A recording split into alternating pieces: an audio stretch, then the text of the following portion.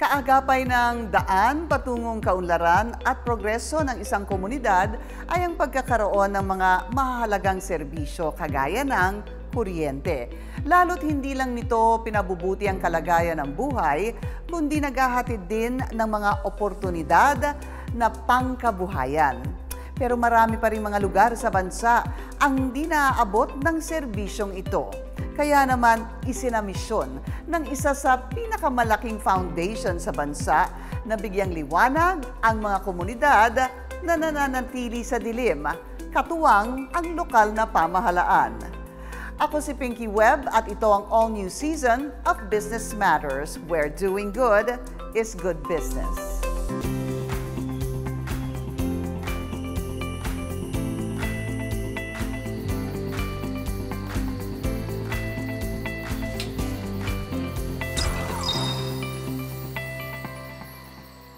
Mula po nung pinanganak ko, 39 years na po na walang kuryente. Paggalaw niyo po, madilim. Ang gamit lang po namin yung gasera nga po sinasabi ko sa bote, yung may mitya. Pag hindi po gaas ang nakalagay, diesel. Yun po yung ilaw namin. Yung nakakatakot minsan, pinagmumulan po ng sunog pag nakalimutan. Pagka gusto mong gumawa, mahirap tumarabaho at madilim. Sa paanan ng Sierra Madre sa bahagi ng Bulacan, matatagpuan ang pinakamalaking munisipalidad ng probinsya, ang Doña Remedios Trinidad. Sa 8 barangay dito, karamihan ay liblib na lugar sa kabundukan. 1/3 of Bulacan, ganong kaluwang ang DRT, 93,000 hectares, at binubuo po siya ng malalawak na kabundukan. Dahil malawak na lunti ang gubat at kabundukang nakapaligid dito, binansagan ang munisipalidad bilang the last frontier ng Bulacan. Kasi yung ibang bayan po dito ay highly urbanized na, wala na siyang masyadong mga forest na po pwedeng maging pangsangga natin sa mga bagyo at nagiging pasyalan na rin po ng mga tao. Bagaman masagana sa yamang kalikasan ang munisipalidad, naging malaking hamon para sa lokal na pamahalaan ng Doña Remedios Trinidad ang paghahatid ng isang mahalagang serbisyo na kinakailangan sa pag-asenso. Ang maaasahan at ligtas na linya ng kuryente para sa lahat ng residente. Nung walang Meralco po sa amin, hindi po namin alam kung may bagyo na o may mga parating na kung ano mga sakuna. Hindi po namin alam. Yun naman po yung isang kabigatan pag walang kuryente kasi walang TV. Matagal yung dating ng balita. Ayon naman kay Elisa Villavicencio, isa ring residente na nakaranas ng mahigit 50 years na walang kuryente sa Doña Remedios Trinidad, ang kawalan ng kuryente ay kawalan ng asenso sa mga residente. Pag may tinatarabaho, nakuhan, hindi mo kayang gawin at madilim. Kaya magtitis lang, antay na umumaga. Halos 4 na dekada ring nagtiis sa dilim si Ronel Valencia. Anya, laking sagabal daw ang kawalan nito pagdating sa usapin ng komunikasyon at edukasyon.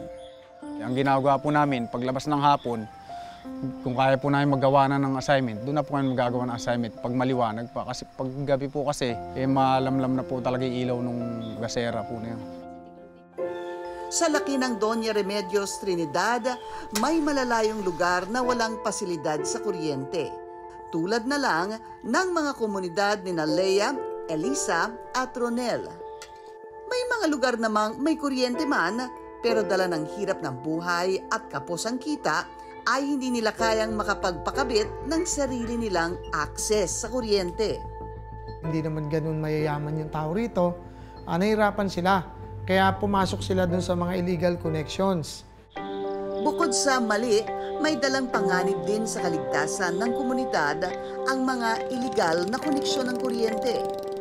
Sa DRT, maraming wala pang legal na electric service before mapasok ni Race and Meralco.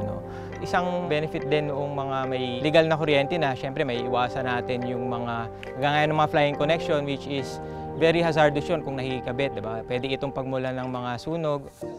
Kaya naman nakipagtulungan ng pinakamalaking power distribution company ng bansa sa lokal na pamahalaan ng Doña Remedios Trinidad. Katuwang ang foundation ito para mabigyan ng tama, legal at maaasahang serbisyo ng kuryente ang mga liblib na lugar sa Doña Remedios Trinidad. Doon kami nagsimula ng Meralco kung paano matutulungan yung mga ganitong bagay. Na unahin na muna nating maayos yung connectivity nung mga may linya na kayo. Alisin natin yung illegal connections at ilapit natin sa tao kung ano yung mai-offer nating tulong. At pumasok na nga kami dun sa mga programa na sinasagot na po ng munisipyo yung meter deposit, yung fee na ibinabayad sa Meralco. Minarapat natin na ang One Meralco Foundation talagang i-prioritize yung household electrification program for low-income households. Nang dahil dito, una, nagiging safe yung connection mo sa kuryente. Pangalawa, mas tamang rate ang binabayaran mo. Pangatlo, yung dignidad mo bilang isang Pilipino at bilang parte ng pamayanan ay napoprotektahan mo. Kasi hindi maganda na ang tingin ng iyong mga kapitbahay sa iyo ay nagnanakaw ka ng kuryente.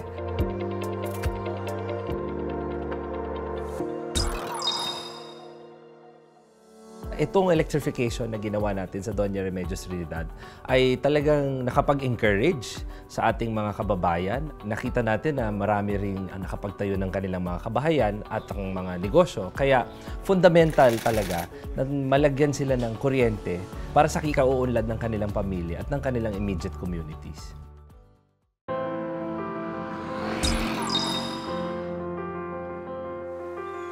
Ang pagkakaroon ng akses sa kuryente ay hindi lamang isang indikasyon ng kaunlaran. Nagsisilbi rin itong daan upang mapayabong at mapataas ang kalidad ng buhay at dignidad ng isang komunidad. Kaya nabuo ang Household Electrification Program ay kailangan nating matulungan ang productivity ng mga pamilyang Pilipino, lalong-lalo na dito sa franchise area ng Meralco. Kapag ikaw ay nagre-resort sa pagnanakaw ng kuryente o kaya ay nakikikabit ka sa kapitbahay pagkatapos ikaw ay sisingilin ng mas malaki.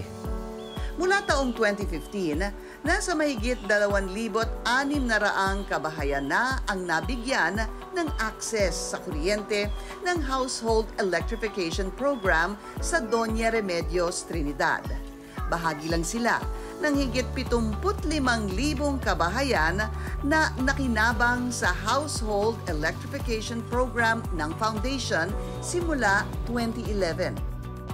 Itong electrification na ginawa natin sa Doña Remedios Trinidad ay talagang nakapag-encourage sa ating mga kababayan. Nakita natin na marami ring nakapagtayo ng kanilang mga kabahayan at ang mga negosyo. Kaya fundamental talaga na malagyan sila ng kuryente para sa kikauunlad ng kanilang pamilya at ng kanilang immediate communities.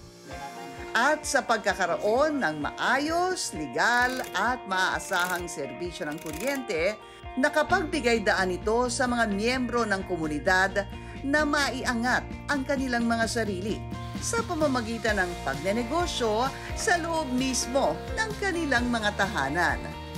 Pagpapailaw natin, pagkakaroon na ng kanya-kanyang electric service ng mga kabahayan, ang positive effect nito ay nagkaroon na ng mas magandang pamumuhay.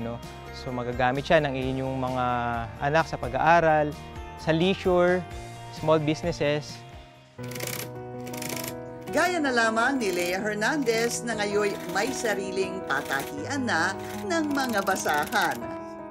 Malaking ginhawa po yung pagkakaroon ng kuryente kasi mas marami po yung nagagawa kong produkto tapos marami po akong naibebenta. Water refilling station at tindahan naman ang naipatayong business ng pamilya ni Elisa. Kahit papano kumikita ng kuwan, normal, hindi kagaya noon. Gusto mong maghanap buhay, hindi makakuwat. Gawa na pag lalo't gabi na, wala na. Bahay ka na lang. At sa paggawa naman ng walis tambo, nagkaroon ng pamumuhay si Ronel. Kung pwede po kami magtahi ng tambo ng ganyang maliwanag, nung wala po, napakasakit po sa mata yung ilaw po, gamit mo, nagtatahi ka ng tambo. Hindi maikakaila ang tagumpay at pagbabagong naihatid ng kolaborasyon sa pagitan ng lokal na pamahalaan at ng pribadong kumpanya at foundation nito sa Doña Remedios Trinidad. Bagay na kinilala at binigyang parangal noong nakaraang taon. Very proud kami sa naging achievement na to, no, because of the recognition of all the efforts on the Meralco side and of course dun sa LGU din natin. Hindi naman kaya ng Meralco lang without the support of the LGU. Ang pagtutulungan talaga ay isang magang catalyst para sa pagunlad ng isang lugar. Hindi naman din talaga kaya lahat ng gobyerno eh. Kung gusto mong ma-solve yung problema, kailangan mo talaga ng partners. Kaya nakikita ko na buhay yung partnership between the government and the private sectors and also the foundations. Lahat magagawa basta nagtutulong-tulong tayong lahat. Walang imposible basta't mayroong pagtutulungan at pagkakaroon ng iisang layunin at sa paghahatid ng serbisyo ng kuryente sa mga lugar na lubos na nangangailangan nito.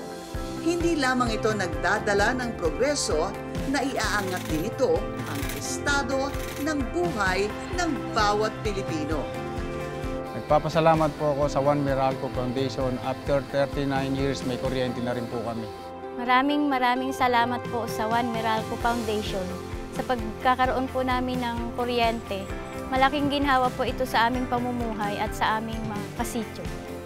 Ang One Meralco Foundation naman ay talagang seryoso at committed sa pagpapatuloy ng mga electrification programs dito sa Meralco franchise area.